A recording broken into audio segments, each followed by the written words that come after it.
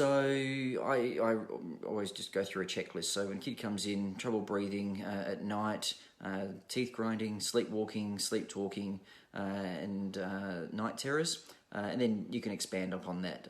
Are they tired or refreshed when they wake up in the morning? Any concerns with their education, their emotions, their energy levels, their behaviour, their concentration? You can ask back to nighttime with things like bedwetting as well, for example. Bedwetting is overrepresented when it comes to children that have breathing problems, and show, again, a good response rate when you address those breathing problems.